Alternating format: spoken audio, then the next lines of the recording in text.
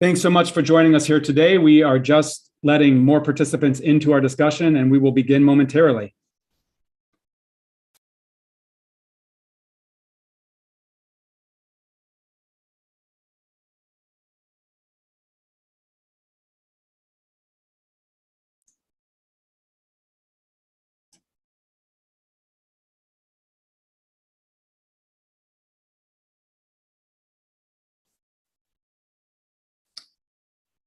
Well, thank you so much for joining us here today.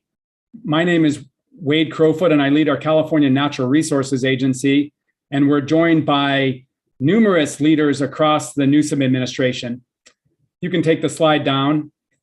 Appreciate that. All right. Well, thanks once again. Excited to be here all together as we launch our updated California Climate Adaptation Strategy. Almost 1,000 leaders from across California are joining us in this hour-long discussion today, as well as secretaries across the Newsom administration. I want to point out some features of our discussion today as we start.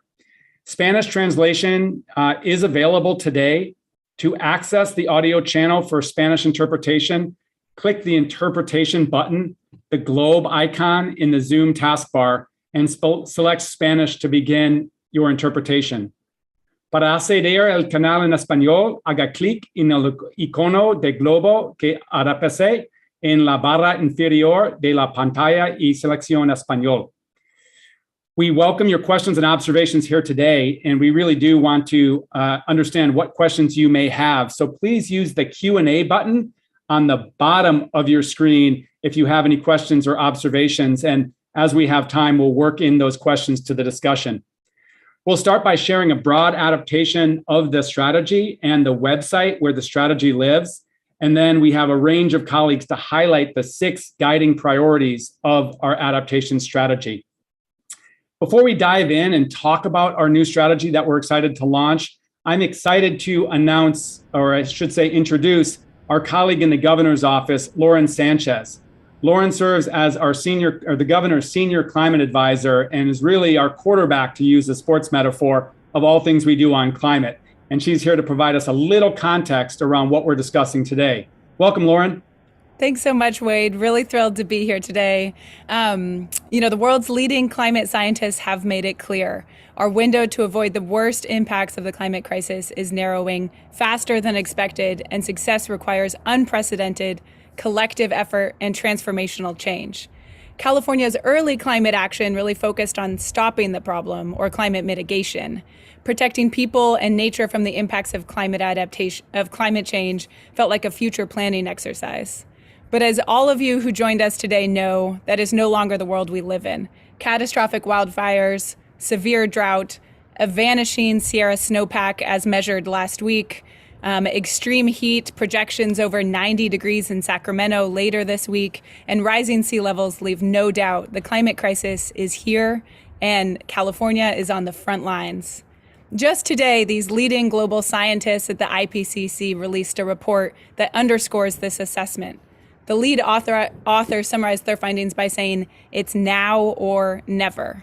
The choices we make today matter, and the full force of state government, over a dozen state agencies, are here to make it clear California is choosing action and hope. Our approach to climate adaptation has evolved to reflect the existential threat we now face. Our climate adaptation strategy underscores the governor's commitment to building a more equitable and thriving future, especially for communities that have been left out or left behind. So thank you so much to each and every one of you for your engagement and your partnership. Together we can protect Californians from the existential threat of our time. Back to you, Mr. Secretary. Huge thanks, Lauren, and thanks for all your leadership on all things related to climate action. So just a little bit of more on why a climate adaptation strategy.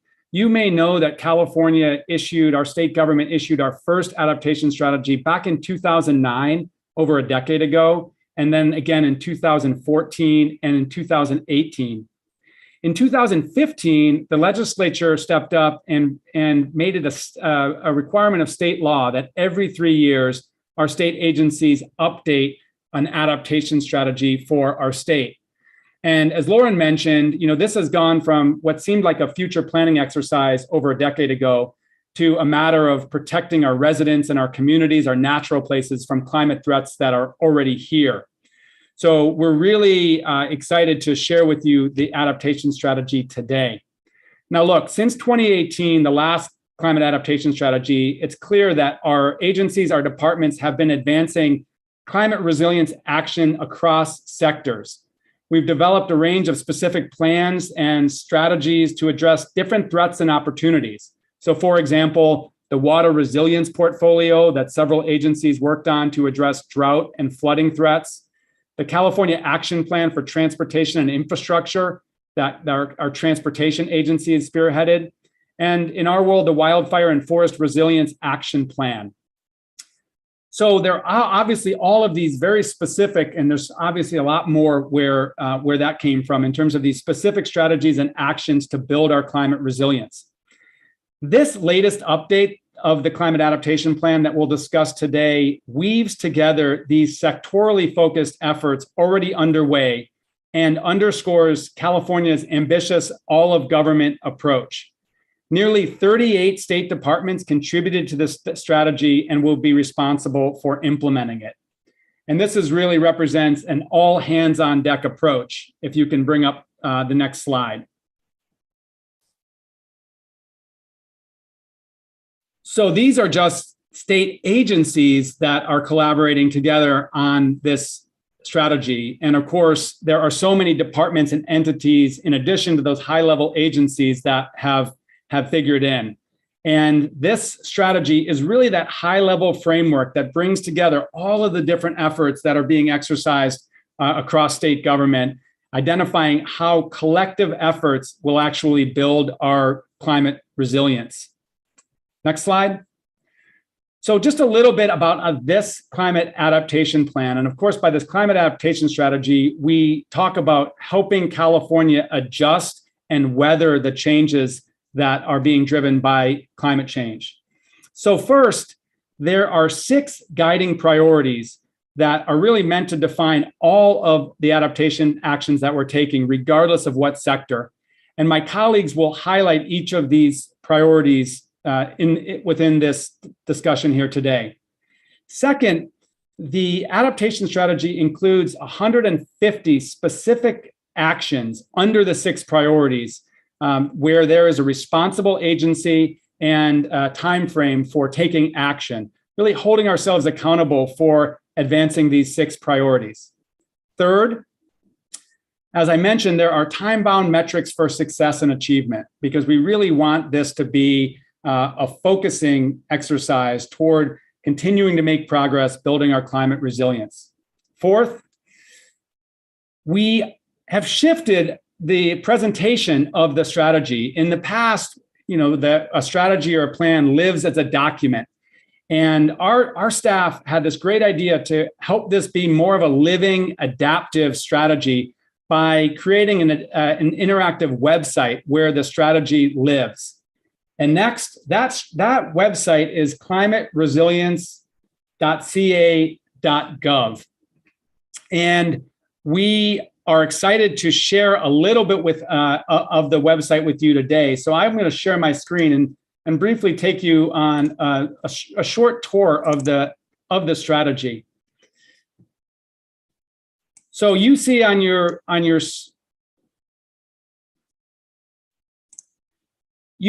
screen now the homepage for climateresilience.ca.gov. And it includes an overview of the strategy and some of the context that we're setting here today. It includes the 6 priorities that are guiding all of our adaptation efforts. And each of these priorities will be discussed today. If you click on any one of them, you'll see the goals that are driving each priority. So in this case, strengthening protections for climate vulnerable communities has a very specific set of goals. If we click on each of these goals, each goal has a specific action that contributes to the goal. And for each action, you can actually identify the success metrics under each action. So again, we will build our climate resilience by advancing these 6 priorities. Each of the priorities has goals, and each of the goals has a set of measurable actions. It's worth noting that our strategy also includes a focus on ensuring strengthening partnerships with California's Native American tribes, as well as identifying projected climate change impacts on California. We're also excited that the strategy or the plan includes a regional focus, so we can understand, because California is such a big state, how climate is impacting different regions and what efforts are needed. So if I click inland deserts, for example, we understand the key challenges that are facing our inland deserts in California, and then identifies additional resources for understanding more about the climate adaptation efforts in the region. Now, there's a lot of information here, so I want to go back to the overview and say one last thing, which is if you scroll down all the way to the bottom of the overview and want to see all of the priorities, the goals, the actions in one place in a document, you can do so by downloading the PDF on the overview section to actually review this California adaptation strategy as a document. But we're really excited about this being a website, because we anticipate, or we plan to commit to, updating this website over time and really focused on it being as accessible as possible to all Californians. I'm going to stop my share and simply conclude by thanking everybody that's contributed to this effort. The Governor's Office of Planning and Research and the Natural Resources Agency were simply a coordinator. Incredible staff work coordinating over the 38 different departments that all figured in. So big thanks to the leaders who are going to talk here today and their teams. And we want to thank you. If you participated in the numerous forms of outreach for us to get input on this adaptation strategy, we want to thank you for your ideas, your suggestions. They are very much reflected in this final version that we're launching here. There were numerous regional workshops, government-to-government consultations with California tribes, listening sessions, comments on the written draft, et cetera. Also, huge thanks to the legislature. The governor's office, the administration, and the legislature are true partners in all of this adaptation work. In fact, the legislature is responsible for funding and enabling a lot of the work that is already underway. It's clear that meeting the challenge of climate change is going to require partnerships and collaboration like never before, and we're really excited to launch this strategy and advance our work together. So with that said, if we can bring up the next PowerPoint slide and introduce our next 2 speakers, and that would be Secretary Castro Ramirez and Secretary Blumenthal. Fantastic. Well, good afternoon, everyone, and thank you so much, Secretary Crowfoot. I am so excited to stand with you and to stand with my colleagues and the thousands of people across the state that were part of this update as we launched the California Climate Adaptation Strategy. As has been noted, the climate change crisis requires action and truly an all-of-state government approach, especially so that individuals that are most impacted by climate change have the tools, the knowledge, and the supports to adapt and to thrive. As the agency tasked with protecting consumers, coordinating the housing ecosystem by expanding affordable homes and preventing and mitigating homelessness, BCSH is committed to increasing resilience and resources for people in neighborhoods, particularly in underserved communities and communities of color. We know that access to stable, affordable housing is fundamental to resiliency and opportunity. Therefore, we will continue to be people-centered as we combat the climate crisis and as we implement an agency-wide approach that protects vulnerable climate communities, promotes equitable development, and increases opportunity. We will also work in partnership to integrate housing in a way that minimizes displacement, accelerates access to stable housing, promotes inclusion, and strengthens neighborhoods.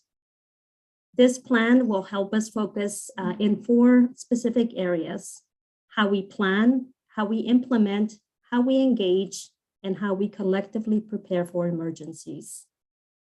A few features that I'd like to highlight in the planning space, we will be focused on building housing close to transit, close to jobs and community serving amenities, such as schools, healthcare centers, grocery stores, and banks. And as our Housing and Community Development Department reviews local planning documents, they will do so with a lens towards climate resilience, adaptation, and the protection of vulnerable communities. As we move into implementation, we intend to scale programs like Home Key that enable people experiencing homelessness to move into safe, stable housing much more quickly. And we will continue to collaborate with state, local, tribal governments, and federal partners to create stronger systems of support for individuals in climate vulnerable communities. Additionally, we will continue to respond to climate emergencies through the administration of federal funds with a focus on long-term disaster recovery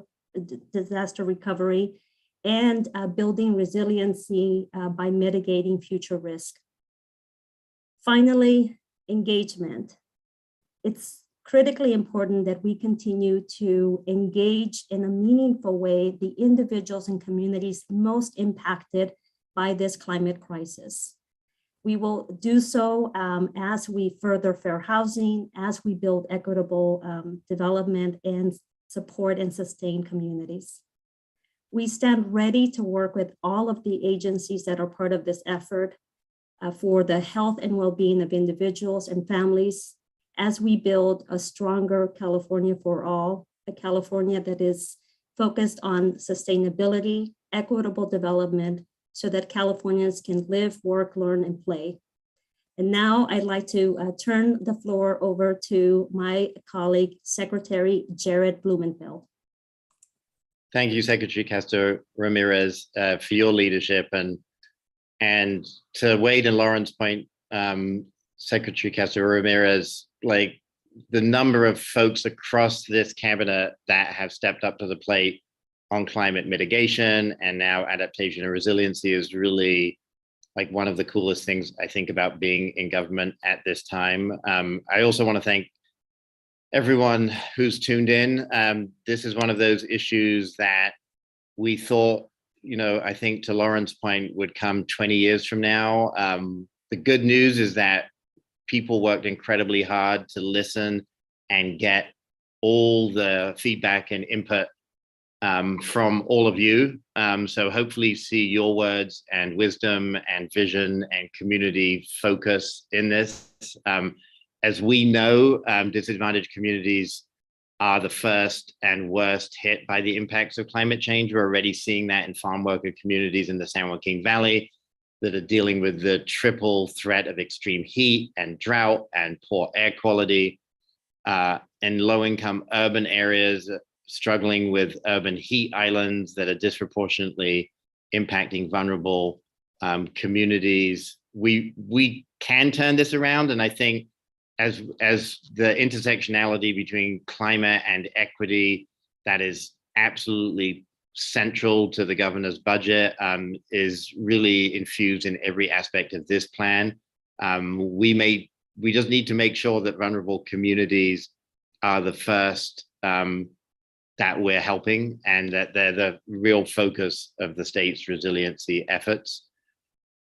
So we know that these last months have been insane weather-wise. They've been the driest on record in terms of January, February, and March. We just, last week, the governor came out with an executive order and really all hands on deck approach. And an example of that effort is the water board that have initiated multiple programs to assist disadvantaged communities during the current drought emergency and long-term climate resiliency. Also, really huge shout out to the department, DWR of Water Resources, that are doing an incredible job in partnership. Those partnerships, frankly, didn't exist before to the extent that they do now. And I think climate is helping us come together, forge a way of governing and working together that we haven't before, and we need to. And you're all part of that solution. We don't have all the answers. Clearly, we want to be held accountable, and we want to be really inclusive. So your role in this is critical. We've been really pushing the Safe and Affordable Drinking Water program, water as a human right. We have put millions and millions of dollars into this. This has been a big priority of the governor. Through the American Rescue Plan Act, the Water Board has also put additional $300 million into drinking water systems, helping with past due bills, aiding over 500,000 Californians who experience COVID-19 economic hardships. And really, as we move forward on all these aspects, I think we're significantly stronger the more we integrate the voices of youth, the voices of those that are in community. We have a tendency of doing top-down government. I think this plan and what we do on climate really is about bottom-up. We need to hear from grassroots community members. We need to hear from you about how we can prioritize this. And frankly, we need to get the budget passed, because a lot of what's in the budget is reflective of the attitudes that you've expressed to us that are in this resiliency and adaptation plan. So when it comes to listening and real thoughtfulness, we're so lucky to have the leadership of the president of the California Public Utilities Commission, Alice Reynolds. Alice, real honor to work with you on this, and turn it over to you now. Thank you, Secretary Blumenthal, and good afternoon, everyone. I'm really pleased to join you today, and I wanted to start by expressing my appreciation for the California Natural Resources Agency for your leadership on this really important strategy. And at the California Public Utilities Commission, we are looking forward to working together with all of our state partners and with members of the public on implementation of this strategy. Much of the work that we do at the CPUC is focused on fostering innovation from the energy industry, from our work to decarbonize the electrical grid to transforming the market for electrification enabling appliances. And over time, the Commission's programs have helped California achieve an electric generation mix that today is more than 60% carbon-free and reduced carbon emissions from the energy sector by more than 40% compared to 2006. But in the meantime, as we're talking about here today, we are acutely aware that climate change is impacting California and the world. It's hitting our communities harder and more quickly than we anticipated, and in ways that are hard to anticipate. Energy utility infrastructure is impacted by climate change-driven impacts, and to bolster public health and safety, it must keep up with the changes we're seeing. To give you a few examples, California is experiencing impacts from climate change, such as rising sea levels that can potentially inundate power plants and substations, increased temperatures that can cause additional strain on transformers, increased line losses between electric generators and load, increased overall electric demand for air conditioning during heat waves. So thoughtful, forward-looking, and evidence-based climate adaptation planning for all our utilities in a time of worsening climate impacts is a critical next step to ensure reliability and the health and safety of the public. The California Climate Adaptation Strategy released today incorporates one of the ways that the CPUC is doing this through its climate adaptation proceeding. Specifically, the Commission has ordered the energy utilities to lead a process of community engagement with disadvantaged and vulnerable communities as they develop vulnerability assessments due to climate change impacts. The assessments will be filed every 4 years on a staggered basis to inform investments to mitigate climate risks to utility operations, services, and assets. California really is in a unique moment. We're clear on where we must end up, but to some extent, we're charting the path as we go based on technology development, ability to scale, market forces, consumer choices, regulatory analyses, modeling, and decision-making. And as we move forward on this path, we must do all we can to ensure that providers of energy services are ready for climate change impacts and acting with eyes on communities, especially our most vulnerable frontline communities, as we face the new climate reality. And with that, I'll turn to my colleague, Chief Deputy Director Curry at the Governor's Office of Emergency Services. Thank you. Great, thank you. Alice, hopefully you can see me. Yep, sure can. Great, thanks. Cal OES, or the Governor's Office of Emergency Services, is extremely proud to partner on the state's climate adaptation strategy. In fact, our partnership on this project goes back to the very original version that Secretary Crowfoot mentioned in 2009. And that's because there is an absolute connection between emergency management, disaster risk resilience, and climate adaptation. And we've recognized that here in California. And likewise, our commitment to disaster risk resilience, or the California State Hazard Mitigation Plan, has also had more than a decade-long connectivity to the adaptation strategy. So those two things will always coexist here in California. In fact, that connection is so important that the legislature charged Cal OES with developing something called the Adaptation Planning Guide, which builds directly off this strategy that we're launching today and really becomes the how-to in planning throughout California, wherever you sit, in how you do adaptation planning in a way that's consistent and reflective of all these strategies that we've worked on together.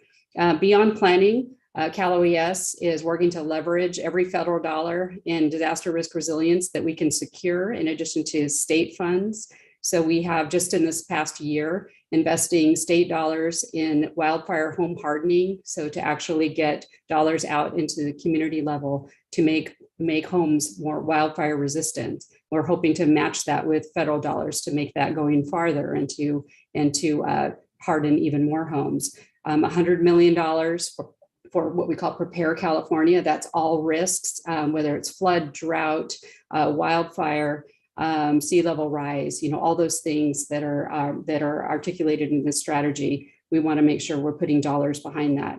And then, as part of the federal government's availability of funds for risk resilience, California has applied for 1/4 or $250 million of the $1 billion available for building resilient infrastructure and community program at the federal level. So on behalf of our communities, we're securing and continuing to maximize the dollar investments towards climate adaptation and climate resilience. And finally, as Secretary Blumenthal mentioned earlier, disasters and emergencies disproportionately affect our disadvantaged communities. So Cal OES is further investing permanently into equity, and through a new Office of Equity that we're standing up.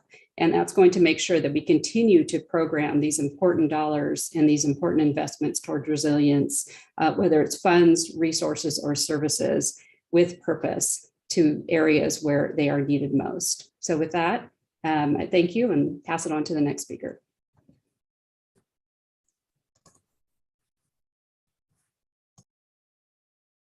Great, Secretary Pelugii. Hi there, everyone. I hope you can see me. We sure can. Perfect. Okay, well, thank you for having me today. My name is Natalie Pelugii, and I'm the Secretary of the Labor and Workforce Development Agency. And just very quickly, we do three key things. We protect workers on the job every day. We provide safety nets when workers cannot work due to unemployment or injuries on the job. And we work to assure that the workforce is trained and ready to meet shifting and new industry demands. And it's really important to state affirmatively and loudly that at the heart of supporting a climate resilient economy, which was one of the key goals of this plan, is to build a resilient workforce and resilient workplaces. And there are two key ways that the labor agency is supporting this very broad initiative and our other sister agencies. The first strategy is to protect workers impacted by severe heat and wildfire smoke to ensure that they can remain at work safely and so that we are minimizing operational disruptions to our industries. It goes without saying, workers die every year on the job from extreme heat. And while we generally fare better as a state than the national average on fatality rates, our agricultural workers are some of the most impacted by these conditions. Construction, transportation are other key industries that are very impacted. So ag workers are also, not surprisingly, the least likely to file complaints. And in order to proactively protect them, we're going to be focusing on strategic enforcement in the space, continued outreach efforts to workers through our partners who are the CBOs on the ground. And there's also part of this enforcement strategy that requires outreach and support to employers. I can't emphasize this last part enough. Employers in the ag space are also facing an existential crisis related to climate change and drought, and we want to be helpful to them in the worker resilience space. Key partners for us in this enforcement strategy are going to be our sister agencies, GoBiz, who you'll hear from in a little bit, CDFA, CBOs in key agricultural areas, and industry leaders that can disseminate the strategies and information about protecting workers and keeping them at work safely during extreme heat and smoke events. And for us, key metrics are going to be reduce fatalities and illnesses on the job related to heat and smoke. Intermediate measures are increased partnerships with our CBOs and our industry partners in this space. Our second strategy is creating intentional focus around workforce development and worker training, specifically within the ag space. We have many teams within labor that focus on worker training and development. Some of them provide training dollars to industry for incumbent workers. Others support the broad workforce system throughout California's many regions and counties. We have agencies that focus on developing high road partnerships between industry, communities, and workforce partners in support of improved worker and industry outcomes. And of course, we have our very important apprenticeship program that is trying to increase the role of apprenticeships throughout the state. And so in this area, we're going to focus on two things. First, in partnership with Secretary Ross and our industry leaders, we need to understand how the ag sector is going to evolve and transform as a result of climate impacts. And this is going to be key in preparing the existing workforce, either through upskilling, language training, as well as the future workforce, which will very likely require different and newer sets of skills to address more specialized crops, as well as new adaptable technologies and science discovery in the sector. And second, we also want to create partnerships outside of ag that train and bring workers, including displaced agricultural workers, into new climate resilient sectors and industries. Our key partnerships are going to, of course, be our sister agencies, industry, agricultural worker groups, CBOs, community colleges, and the higher ed system, and the workforce training partners on the ground. This is going to assure that our investments are aligned and optimizing impacts around climate resilient economy. And key metrics for us include development of a clearly defined percent target of our training investments, our high road investments, our incumbent worker training dollars, and even our new apprenticeship programs that support the ag sector and the development of this climate resilient economy. I know I spoke very fast, but I want to make sure all of us have time to speak, and it is an honor to present Director Dee Dee Myers from GoBiz as our next speaker.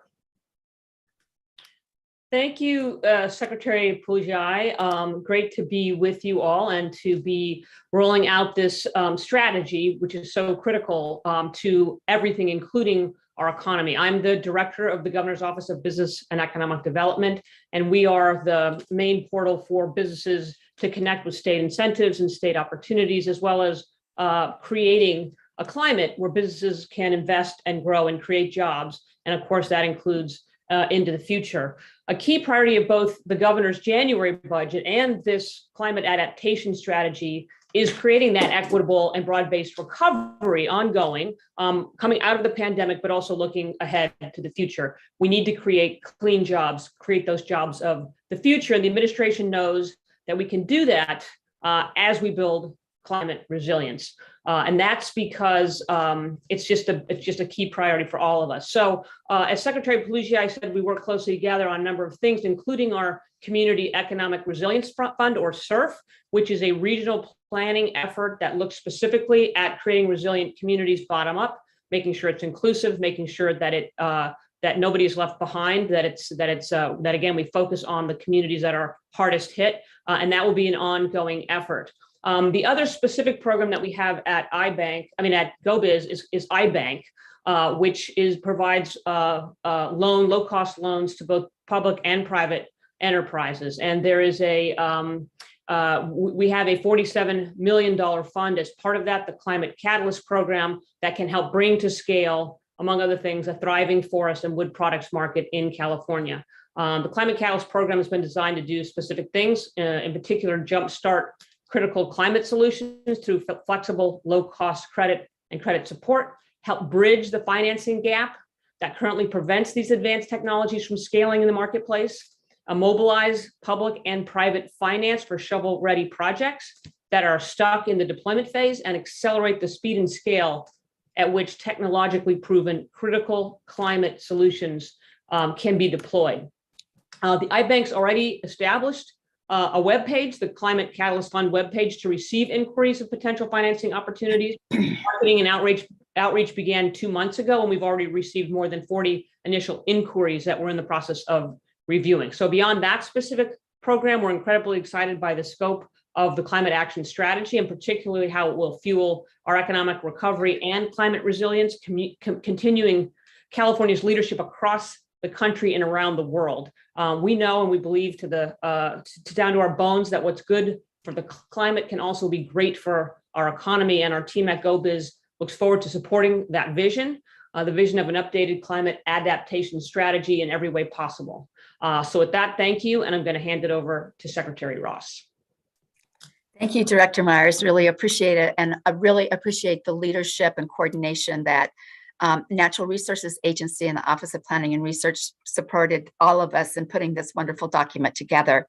Climate change will impact every aspect of what we do at the Department of Food and Agriculture, because farmers, ranchers, and farm workers every day are working in tandem with natural systems, and building the resiliency of these natural systems is key to our ability to continue to produce the healthy, nutritious California-grown foods that we provide to Californians in every corner of the state. We're impacted by changes in temperature, the availability of water, and intensifying pest pressures and heat stress that affects people, our employees, our communities, as well as our livestock, our animals, and the wildlife, and everything else that is associated with heat stress. So this ability to continue our productivity of local, regionally grown, resilient food supply is dependent upon our adaptation efforts that are outlined throughout the Department of Food and Agriculture. Currently, we have a number of adaptation strategies that are really helping to build the capacity of the agricultural systems working in tandem with Mother Nature around climate smart ag practices, such as adding compost or mulching to improve our adaptation to drought as well as to heat stress. We have incentive programs for on-farm renewable energy generation and extensive programs for on-farm water use efficiency. We measure our success and are committed to measuring our success by the number of participants, plans that are developed for whole farm conservation planning, and most importantly, the numbers of people that we are helping that are categorized as historically underserved farmers, farmers of color, and very small farmers, this segment of our population that can least withstand the shocks that climate change brings to them. So equity is key to all of the work that we do.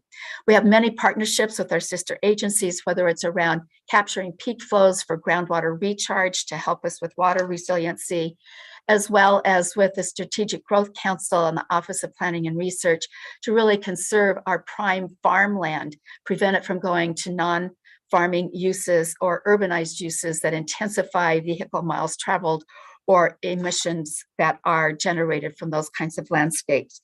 And lastly, I want to really comment on the work that we do to accelerate restoration of our habitat. Very key to agriculture. We will survive and thrive if we have healthy ecosystems. And with that, I'd like to introduce my friend and colleague, the Director of the Office of Planning and Research, Sam Asafa. Sam?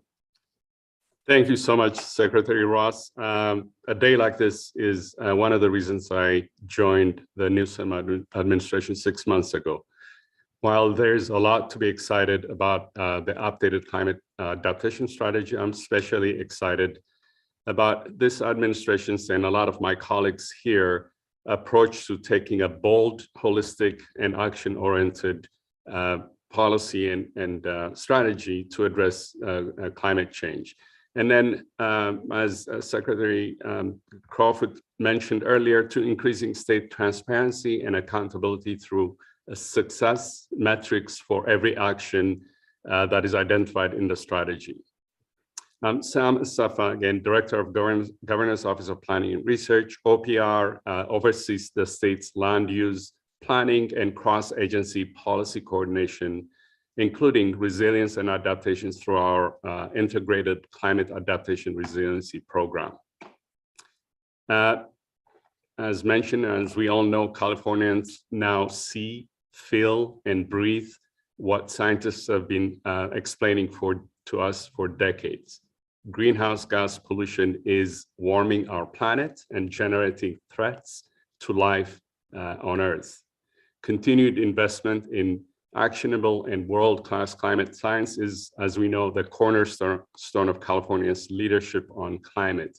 And that continues to be the foundation of all our collective adaptation and resilience efforts we're talking about today as well. At OPR, we're very excited to be launching California's 5th climate change assessment this year in partnership with agencies across the Newsom administration, most of them here today. The assessments are truly much more than just an academic exercise or study.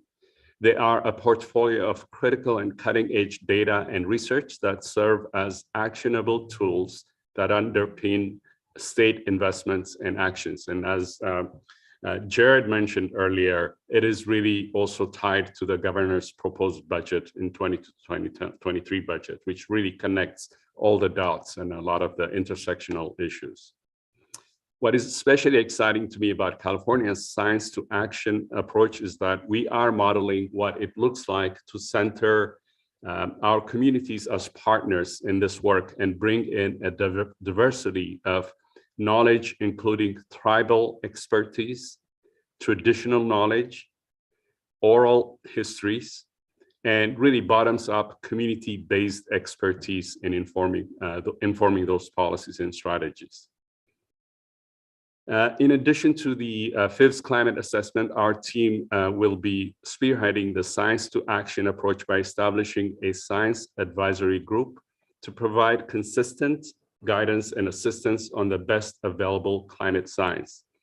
Just as an example, San Mateo County is doing tremendous work around adaptation, including using the California Heat Assessment Tool, an interactive tool created specifically for local governments, planners, and public health practitioners to understand their communities and specific jurisdictions' vulnerability to heat.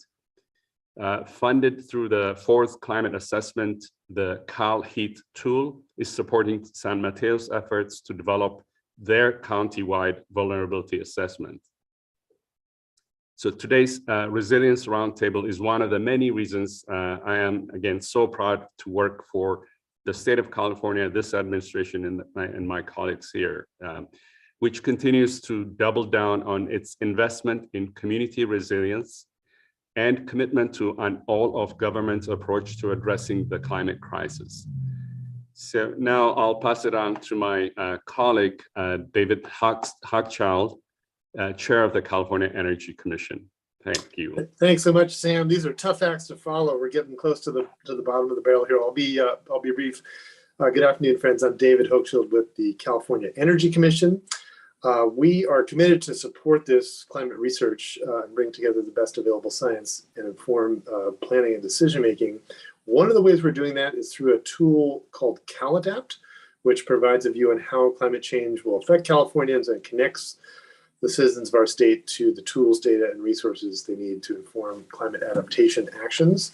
Another way we're doing it is through the EPIC program, which is the state's premier research and development program for energy. And we've used that to fund over 40 community microgrids on facilities like hospitals and fire departments, and we've done now 7 on tribal community land.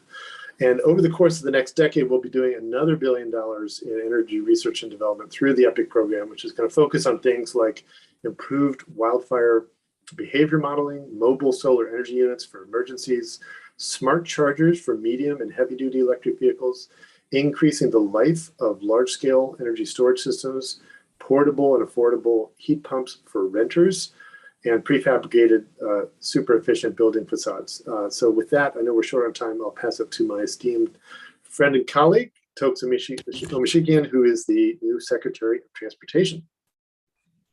Thank you, Chair Hochschild. Very good afternoon, everybody. I'm thrilled to be joining everybody on a day like today, a momentous day on the launch of these, the latest strategies. It's good to see more than 1,000 people on, and Governor Newsom's team as well. Because for us to get there, for us to get to the place where we're solving these problems, it's going to take every single one of us. It's going to take all of us through coordination, through collaboration, through partnership to get there. So it's not lost on me, and hopefully it's not lost on you as well, that only a year ago, just roughly a year ago, I joined Governor Newsom in the Big Sur region to open up Highway 1. And you can see Highway 1 here in this graphic. After the Dolan fire happened in the summer of 2020, we had 5 months later, one of the biggest downpours of rain in the region, an extreme weather event that washed out a 150-foot section of the very scenic, very beautiful Highway 1 along the Pacific Ocean coastline. So clearly, if you look at what happened in this particular case, all issues related to climate change came in together at one point, at one time, and impacted this roadway, overpowered our drainage system in the area, and this roadway got completely washed out. So all of us hold a piece of the puzzle and must work together to leverage each other's strength and actions as a part of a collective response to the climate crisis. Working together to build climate resilience allows us to go further and faster.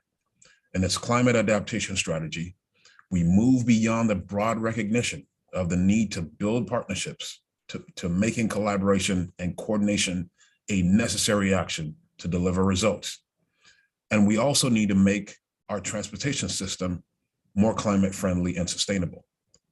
The transportation sector accounts for roughly half of our state's air pollution challenges. This requires both steps to reduce our dependence on driving and create a cleaner, safer, and more equitable transportation system.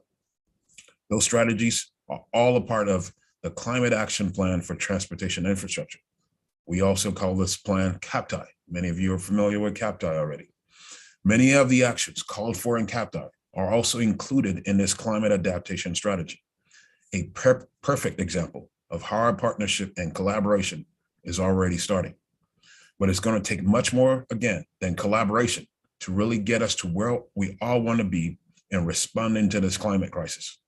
So I look forward to working with each and every one of you to be able to get there. I think a lot of us are familiar with the old African saying about if we want to go far, we need to go together. So it's going to take all of us to work together to be able to get far on this particular issue. So we're rushing through this. All of us are rushing through this. I want to hand over next to a man that's familiar with managing and dealing with a lot of crisis already, our Health Secretary, Secretary Ghali. Secretary Ghali, are you there? I am. Thanks, Tokes, and thanks to Wade and Lauren. I'll be brief. I couldn't have said it better. The need to partner and collaborate. I'll just focus on leveraging a little bit because it's so important that as we think about climate adaptation, we think about leveraging what we already have in place across California, and think in particular coming through so much in the pandemic and what we've learned around reaching not just all of government, state government, county government, but cities and not-for-profits and for-profit partners across the state. How do we leverage existing work that is already at play? And I think about a few things that we learned deeply during the pandemic, and that is reflected in the governor's proposed budget. That is specifically a few things building on what we talk about in public health often is how do you make the healthy choice the easy choice? How do we continue to work with communities, especially those who face deep health and economic inequities, to provide the resources, the services to allow those healthy choices to become the more natural choices. And that's going to take an ongoing leverage of things that my agency has the privilege of overseeing, but so many of the other secretaries and directors that have spoken today also have opportunity to oversee. Things like food security and food assistance through the Department of Social Services, or clearly the health services that have been worked on through the Department of Healthcare Services and Public Health.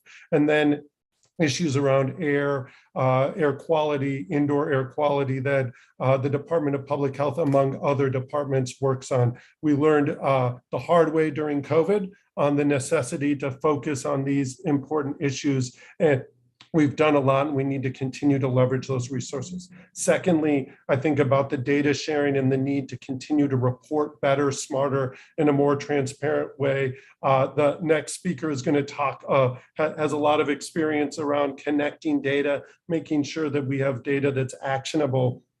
In the health space, we know that weather-related health conditions are on the rise, whether that's as a relation to worsening air quality, indoor air quality, not just COVID and asthma, but other things, to the consequences of the heat that we faced over the past many years, an increasing number of heat-related illnesses. And then lastly, the mental health conditions that we know are no longer this quote existential threat, but it's the real threat to people's livelihoods, based on some of the things that we've talked about today, and the need to be focused on the data, whether that's in the emergency rooms or in our public health departments. The third thing that I think I'm really excited to talk about is leveraging an opportunity that we've talked about quite a bit in Health and Human Services, thanks to my partners at the Labor Agency and a number of others, building on a community health worker or promotora initiative that we built during the pandemic, well before in some other areas, but during the pandemic,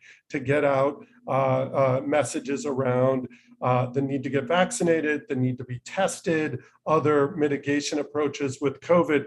But how do we build that climate-focused, drought-focused community health worker corps, not just across the whole state, but in certain regions of the state where we know they will be most heavily hit by the impacts of climate and climate change. So the need to adapt and leverage these existing resources has never been greater on this really important issue. And I'm proud to partner with all of the other leaders that have joined this effort.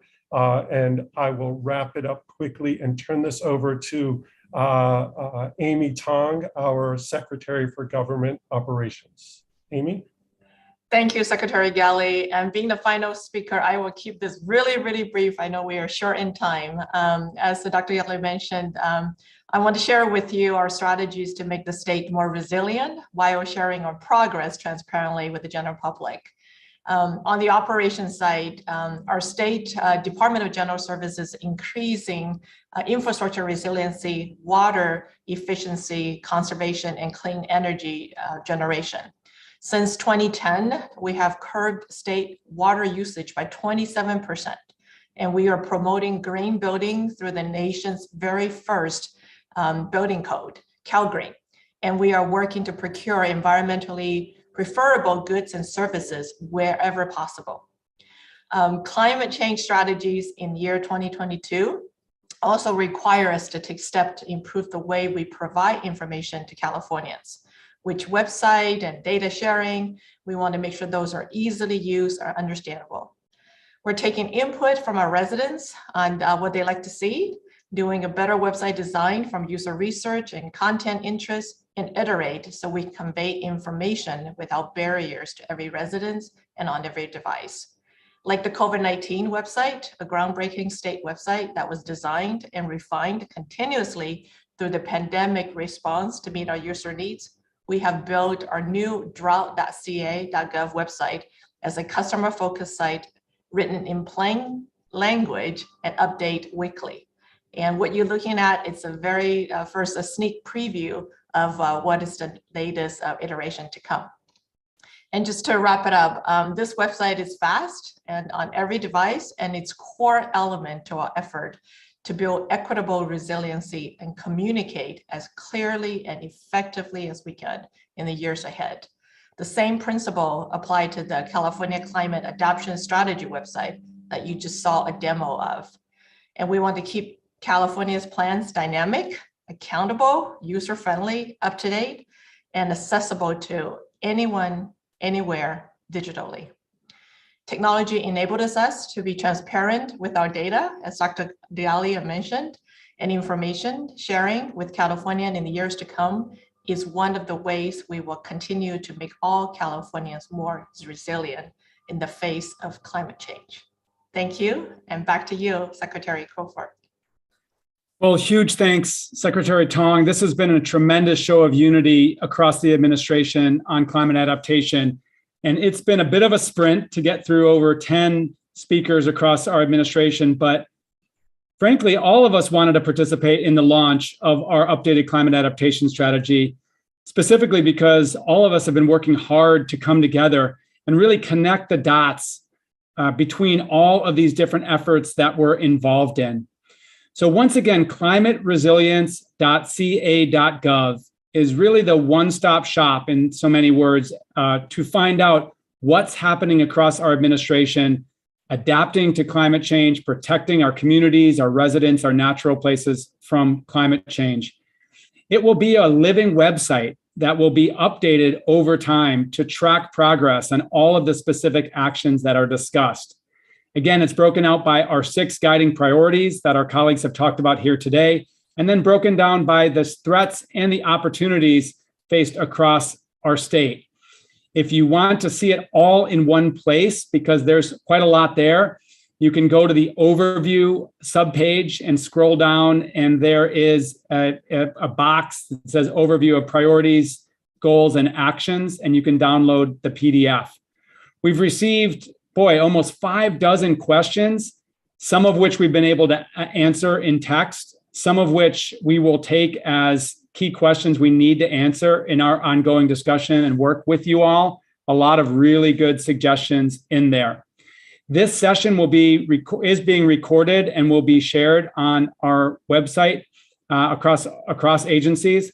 And I'll also mention that the governor's office issued a press release as we were presenting here today, describing the strategy, our collective efforts, and getting the governor's perspective on that. Last point, Governor Newsom has made it very clear, both externally, but importantly across our cabinet that you heard today, we have to move further and faster to combat climate change.